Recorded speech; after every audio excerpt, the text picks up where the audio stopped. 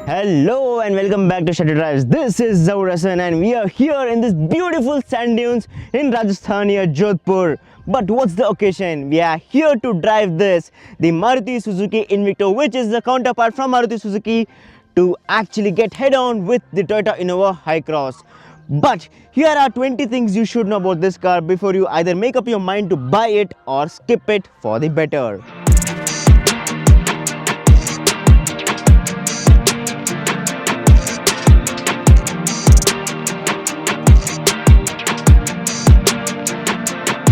So let's get straight to the point. Should you pick the Invicto or should you pick the Hycross? So basically the Invicto is around 2 lakh rupees cheaper on road Bangalore compared to say the top end of the Innova Hycross. But what it actually misses out are a couple of things. For example, you get 17-inch alloys instead of the 18-inch alloys of the Hycross. You do not get ADAS in the Invicto, which is a prominent feature in the Hycross. You also do not get fog lamps in this Invicto, which you get on the Hycross. That said, we're talking about the interiors as well. Invicto misses out on a couple of features like the JBL speakers. In fact, things like wireless charging, which is more of a necessity these days, is actually an option here. But some people might also miss out on the Ottoman seats, which were the talking point when the Hycross was launched. So this hybrid badge is very crucial because in a first, the Invicto is available only in the strong hybrid avatar, unlike the Hycross, which is also available in the lighter petrol avatar. So talking about the exterior design, the first thing is, as soon as you look at the car, you'll see a lot of resemblance to XL6 Morley and a bit of Grand Vitara cues here and there. But that said, yes, this car gets a completely different redesigned grille compared to the Hycross. There is a large chrome strip which is occupying the center stage here. You get triple LED setup for the headlamps, as in the typical Nexa style of placing it in 3 different sections here. So you do not get fog lamps here, and the bumper is completely redesigned in the Invicto. Overall, I think if you're used to the Maruti Suzuki design language, this is going to feel just like home, just like a bigger home. But that said, do let us know in the comment section if you actually like the design of this or the Hycross.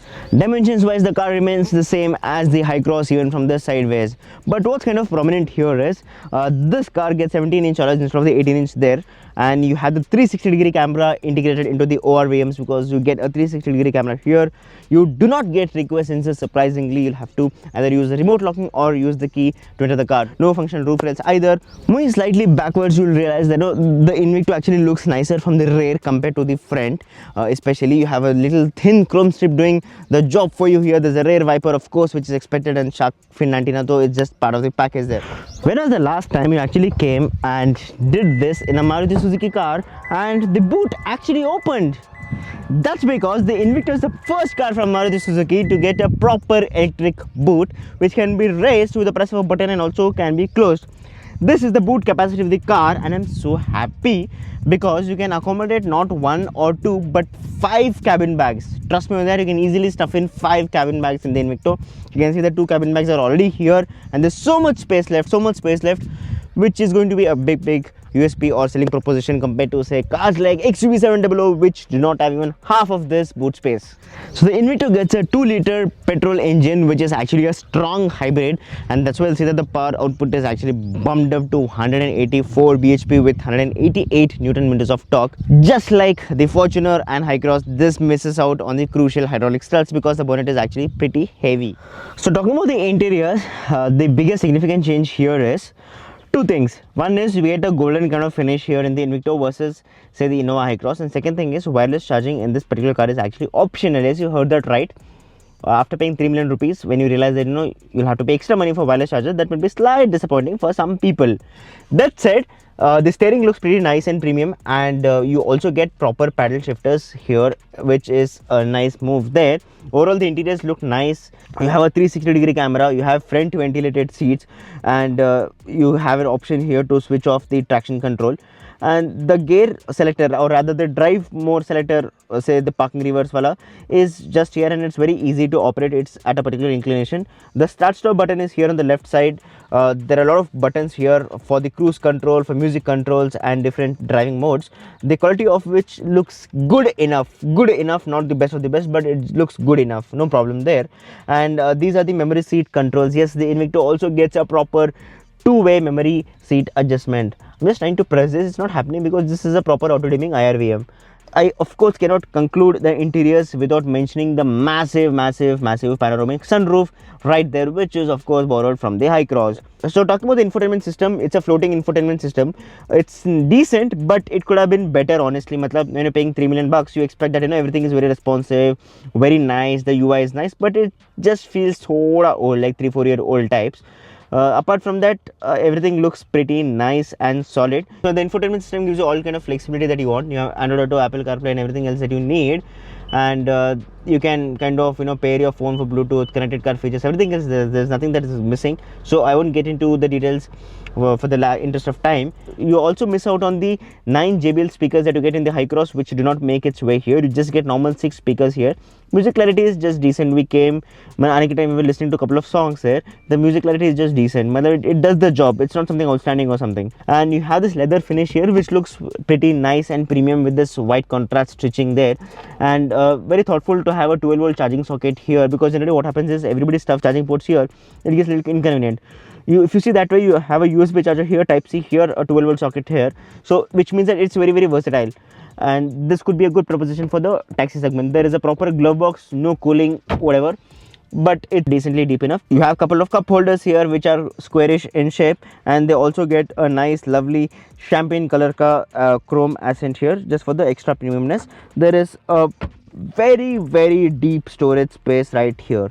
So talking about the bottle holder, you have a 1 liter bottle holder here with and along with it there's a small storage space where you can store a couple of knickknacks, or say a mic box or whatever, which we have just done there. And talking about the sun visor or the sun blinds of the car, what's quite interesting is as soon as you open this particular lid here for the vanity mirror access, the illumination or the light above automatically glows up, which is quite interesting and thoughtful right there. So let's check out the reverse camera. So the reverse camera clarity is quite decent. You have adaptive guidelines here which are going to be helpful, but a slightly crispier camera could have been expected. You can see that even in this check surroundings for safety, it's not very clear. So you get a proper instrument cluster here. Once you switch on to the power mode, in the drive mode, you can see that the instrument cluster color is changing from blue to red just to synchronize with the red power factor right there. And then this is the power band, for the lack of the perfect word for it, because you do not get a tachometer in this car which should have displayed the accurate RPM levels. So this one just displays if the car is in the eco mode or the power mode there. Then you have the fuel gauge here with the temperature gauge on the lower side of it. The roof mounted AC vents have always been a plus point of Innova or Hycross for that matter, and the same legacy has been continued in the Maruti Suzuki Invicto as well. And trust me, roof mounted AC vents are always far more effective than the B pillar AC vents or somewhere which are placed right here. Talking about the overall AC performance of the car, since a lot of AC vents are roof mounted, it's pretty cool. It's going to rescue you in humid conditions. But that's it. What I've observed is you'll have to set the blower level pretty high every time you want that fast cooling. Nahi to it takes quite some time to actually cool the cabin. Generally, in captain seat cars, there is a disadvantage. That is, you do not have access to cup holders in between. That's why Maruti or Toyota have thoughtfully placed this particular foldable cup holders which can be accessed very easily, and you can store 2 cups here for your coffee or whatever. Talking about the second row space of the car, this is something that's going to be of extreme importance, because be it the cabbies or be it the passengers, people generally prefer the Innova badge for the second row space and comfort. And that's the reason you can see that there is enormous space in the second row, especially when you're talking about the legroom. The legroom is fantastic. Just I wish that the under thigh support could have been slightly better. Even the headroom is fantastic. The seats itself are very comfortable. And one thing to note here is the Invicto misses out on the Ottoman seats which the Innova Hycross gets. And the front seats also have a proper magazine holder here where you can store a couple of things, and you can interestingly set the temperature levels individually from the second row instead of having to fiddle with the infotainment screen every single time you want to do that. You can actually set the blower level, you can set the auto climate control, or you can set the individual temperature control as well. Talking about the charging ports, which are again very crucial, because phones these days are literally dying in few hours with the batteries. You get 2 Type C charging ports here, and that's again very thoughtful, because a lot of manufacturers, especially from the iPhones or whatever, they're moving to Type C charging, and that is going to be very helpful. And the biggest strength of this car has to be that the second row is actually slidable. In fact, cars like XUV700 which have good second row space actually fall short of one particular thing, that is the inability of the second row seats to slide thereby limiting the flexibility of the first and second row passengers. But that is not the case here. The second row seat can be reclined properly and it can actually be slided so that you can set your comfort levels accordingly. So talking about the third row space, first things first, what is very much appreciated here is you get roof mounted AC vents even in the third row as well. For example, Scorpio N is one of my most desirable cars right there, but if there's one major shortcoming of that particular car is that it does not have third row AC vents, and that's the reason things like this matter a lot in our tropical summers. In fact, we are shooting right now in Rajasthan. It's so hot outside that I cannot even think of sitting here at the last row if there are no AC vents in this car, in any car for that matter. The legroom is of course limited, which is expected because the second row seat is pushed all the way backward. For a reference, you have the second row seat here, which is pushed all the way forward. So if I come here, you will see that the legroom is very good. But that's not practical because you cannot expect that the second row person is going to have this much legroom and give you this much legroom in the last row space. So overall, this is a max legroom, this is the min legroom, and you can see that it's pretty decently manageable. So we're driving the Maruti Suzuki Invicto, one of the other alternative to the very famous and renowned Toyota Innova Hycross. So first things first, the visibility from the driver's seat is actually very good, and I can see the edges of bonnet completely. Matlab full left edge, right edge, the entire bonnet can be clearly seen, which is a big thumbs up when you want to maneuver this car in crowded cities, crowded roads and whatnot. And you have an automatic gearbox paired to this engine. The gearbox is doing a decent job. Not a huge fan of the gear shifts because the gear shifts are smooth, but for some reason as I go higher up the RPMs now, I can see that the engine is getting quite vocal. I'm pretty sure you are able to hear this. Check this out right now. So you can see that the engine is getting pretty vocal when I actually go full completely the pedal to metal way. So that is a slight concern for me because if I'm doing long distance traveling, say for 516 kilometers, I would want to have a pleasant sound, and this thoda sa vocal sound is the one thing that is going to bother me from the drive time perspective. But that's it. If you're steadily driving the car and say 80s, 90s and without actually throttling up the gas pedal completely, you won't have much of a problem. I tried it multiple times right now, and the more linear you are, it's going to be kinder to your ears. So talking about the driving modes, first thing that you actually have to know is there is a dedicated EV mode only, which cannot be switched on every time you want to. The car actually computes the particular RPM if it's going to be feasible for the car to switch to the EV only mode, and then it switches to EV mode. That's it. Apart from that, the common driving modes are Eco mode and Power mode, just like we have seen in the Innovas and Fortuners. Just like the name says, Power mode is something where the car is going to be slightly spirited in terms of the driving performance. I'm just starting it to the Power mode right now, and once it's switched on to the Power mode, even the instrument cluster turns red. But the car gets even more vocal than the Eco mode, so I would prefer to drive in Eco mode as much as possible. You can see how much vocal the car is getting right now. That's around speeds of 120 where we just touched, and the car is actually getting quite vocal in Power mode. And the stopping power comes from all 4 disc brakes. The braking is actually pretty good, not the best but pretty good. Does the job easily, absolutely no problem there at all. So the car is equipped with electric power steering, and the steering feedback is quite decent. In fact, it is better than a lot of competition that we have seen where brands like Hyundai, for example, have started to offer pretty light steerings. That's not the case here. The steering feedback is decent, but don't even get remotely close to a Fortuner, because I still feel that Fortuner has one of the best steering feedbacks of modern cars. I think this is something that might not get there, not even remotely close. But that's it. The lighter steering is going to be appreciated by people in tight parking spaces.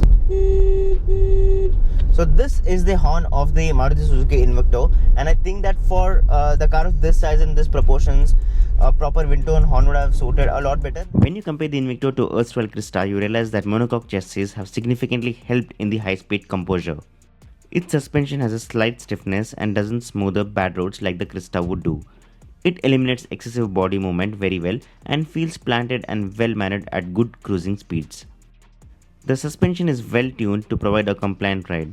However, the car rides on 17-inch rims unlike the 18 on the Hycross. While the width of the rubber is fine, the sidewalls are just way too short, something that we felt in the Hycross too. This results in a slightly more bumpier ride with more potholes being transmitted to the occupants than you actually would want to. High-speed stability is pretty good even at 100 to 120 kmph. The car doesn't feel floated as we expected it to, and when you push the Invicto to sustainable speeds, it showed no signs of remorselessness. As expected, the Invicto has more body roll compared to sedan or crossover, but it is noticeably less than the ladder on-frame SUVs, especially when you consider that the length is 4.8 meters and 2.9 meters of roomy wheelbase is on offer. Helping gently here is the 1.6 kWh nickel metal hybrid battery pack, which comes with an 8-year warranty or 1.6 lakh kilometer. Just Toyota things right there. So should you buy the Hycross or should you buy the Invicto? In the starting of the video we mentioned 4 to 5 features. So if you're okay without living with those features, I think this can be a strong contender, because for the discount of 2 lakh rupees you miss out on features like ADAS, which are probably not used to their optimum in countries like India. But that said, talking about this car alone, this is feature packed in terms of whatever a customer wants in the 7-seater proposition. But given the fact that this is available only in the strong hybrid option and this misses out on the petrol engine is something to worry, because that actually bumps up the sticker price significantly. So that's about it, guys. If you like the video, don't forget to subscribe to the channel and follow us on Instagram. Take care, drive safe, and see you in the next review.